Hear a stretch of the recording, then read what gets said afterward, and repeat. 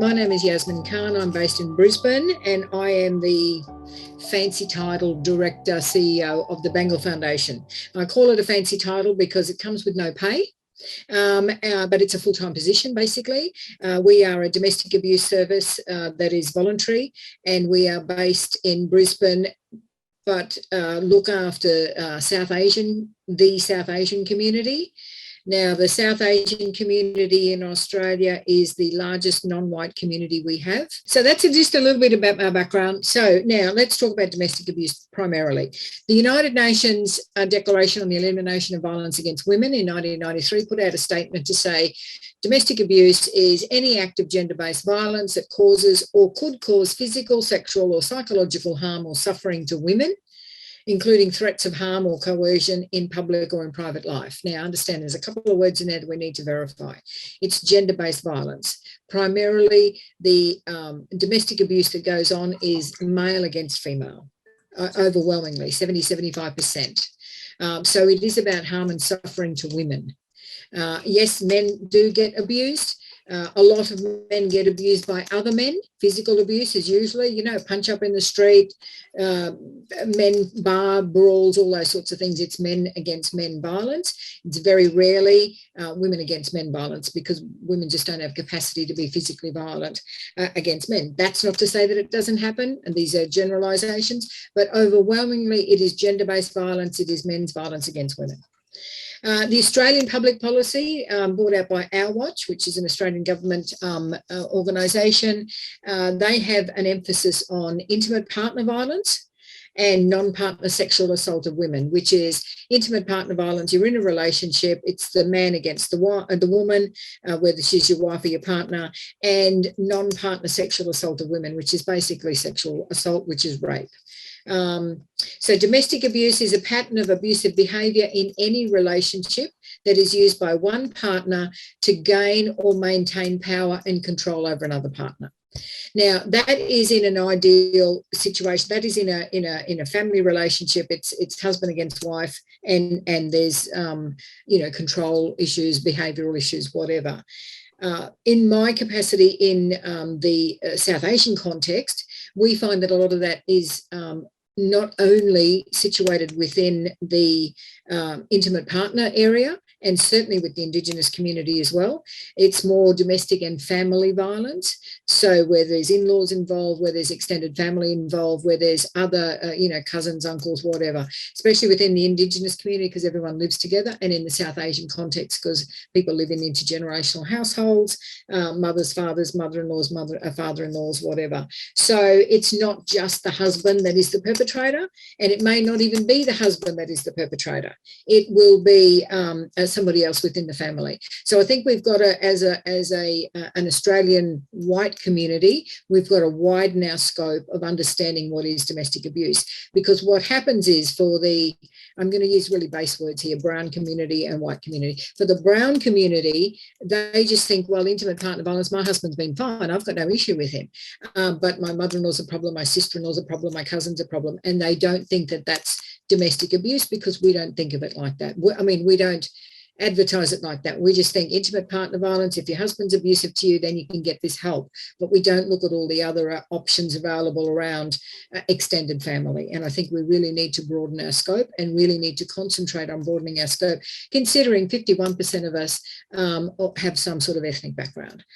So, we are technically in a majority in that regard. Now, the figures according to Our Watch, 1 woman a week is murdered by her former or current partner. 1 in 3 women have experienced physical violence since the age of 15. 1 in 5 women have experienced sexual violence since the age of 15. Almost 10 women a day are hospitalised due to injuries through domestic abuse. And police are called out every 2 minutes to a domestic abuse incident. Now, we've been here for 12 minutes now, so there's been, a number of call-outs, 6 call-outs already in the last 10 minutes that we've been talking. And this is all over Australia. So when we consider that in Queensland figures, I think it's about 70% of their work is just around domestic abuse. Police, Queensland Police, a huge amount, a majority of their work is just around call-outs for domestic abuse, doing the paperwork, courts, all of those sorts of things, attending incidents, getting help, all those sorts of things. So it is a big social problem within Australia, and we need to work out ways that we can fix the issue. Not that there's a solution to domestic abuse, but at least mitigate, have some service provision around that, and be able to offer help to women. So let's talk about what is domestic abuse and the types of domestic abuse that you can come across. And that's, again, one of the issues that we have, is that women don't even recognise what is abusive relationship. So physical abuse, of course, that's the obvious. Somebody smacks you in the mouth, you get strangled, he chokes you, he physically restrains you, all of those sorts of things. That's physical abuse. That's easy to see. You'll get a black eye in the morning, you'll have a broken bone, whatever. That's simple. It's the other stuff that's the hidden one, and that's what women are still trying to understand. Okay, yeah, but he doesn't hit me, but he yells at me all the time, and he yells at the kids, and he calls me names and tells me I'm stupid. That's emotional abuse. So we've got to understand that there are varying types of abuse. They're all abusive. They're all just as equally traumatic as every other one. Just because you don't get a smack in the mouth doesn't mean to say you're not hurt. Doesn't mean to say you don't feel that. So where a smack in the mouth can be a sting, and you get a red mark, and you'll think, okay, that's gone away. But when they hurt you, and they hurt your brain, and they hurt your heart, that stays for a longer time. So there's emotional abuse. There's financial abuse. He takes all my pay. We have a joint account, and I can't use any of my money. All my money goes into his account, and I can't access it. I don't have my own bank account. All of those sorts of things. Ladies, if I tell you one thing, have your own bank account. You want to have a joint bank account, do that, but have your own bank account with your own pay goes into that. And then if you have a joint bank account, then you can physically transfer money out of that into a joint bank account. Do not have a joint bank account. Or you can have a joint bank account, but have your own as well. Sexual abuse. We'll understand what sexual abuse is. That's including abuse within a relationship. That is not just a stranger, you're walking in the park and somebody attacks you. That's sexual assault. This is sexual abuse within a relationship. It could be marital rape. It could be, he wants to have sex and you don't want to, and he forces himself on you. All of those sorts of things. So that's part of it. Social abuse. You're not allowed out of the house. You're not allowed to talk to your neighbours. You're not allowed to answer your phone. And if you need to talk to somebody, you've got to put it on, loudspeaker so that he can hear your conversation. All of those, it's social abuse. You can't mix with people. You can't go out to community events. That's all social abuse. Verbal abuse. Oh, you're a stupid bitch. Oh, you can't cook. This is crap. Whatever. Verbal abuse. We all understand what verbal abuse is. That's all part of abuse. Spiritual abuse. You can't pray. You can't wear, if you've got to be covered, you can't wear that. You can't go to church. You can't go to the mosque. You can't go to the temple. Or he forces you to go to the temple, or he forces you to go to the mosque, or he forces you to go to church. And he forces you to wear clothes that you don't want to wear. All those, that's spiritual abuse. He doesn't want you to pray. He does want you to pray. He wants you to do things of his religion, and you're of a different religion. That's all spiritual abuse. And then there's elder and child abuse, of course, that's all in there as well. Now, having worked in this area for a long time and understanding what some of those issues are around that particular list of abuses that all organisations usually understand, and that's what governments are trying to tell people about. One of the things, there's a couple of issues there that I think that they've missed, and one of them is around systemic abuse, and that's using the system. Now, whether that is the perpetrator using the system or whether the system just in and of itself being abusive. The perpetrator using the system, when he has to go to court, he doesn't turn up. So then it's delayed. So then they set another court date a month later, and then that one comes up and he still doesn't turn up. So then they set so in the meanwhile, this woman, this victim, is having to constantly go to court, turn up, do all those sorts of things, arrange childcare, do whatever she needs to, and then he doesn't turn up. So he uses that system to manipulate her her to elongate the matter so it doesn't get heard, so that he doesn't get punished, all those sorts of things.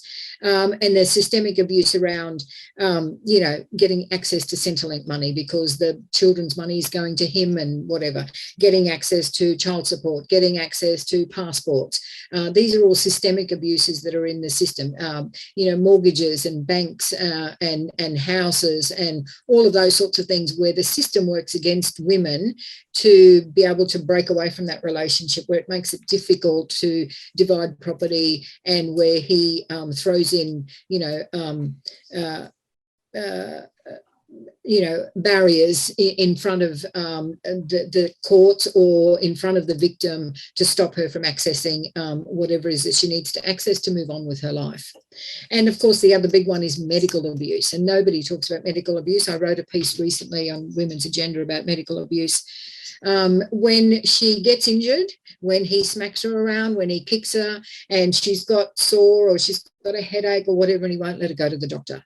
When he keeps her constantly pregnant, she's got 4 kids under the age of 6. When she falls pregnant and he doesn't want her to have the baby, so forced abortions. When he finds out that she's having a girl and he wants a boy, forced abortions.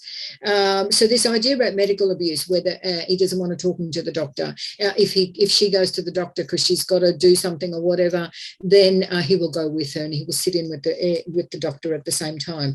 Won't let her get prenatal testing done. Won't let her get any a pap smear, for instance. I don't want a doctor looking at you. All of that sort of stuff that goes on, that's medical abuse. And we don't talk about that often enough because a lot of women do suffer from that. And doctors need to be a little bit more cautious and understanding of what that situation is. So I think that's important. Look, so that's the background of domestic abuse. Our service runs... We're a free service. We're a support service. We look after women all over the world, basically, because anyone that's got a South Asian heritage, that's got a connection to Australia, will contact us and try to get help. So that's what we do. We're a voluntary service. We are unfunded, so we work for free. And this is all the stuff that we do constantly.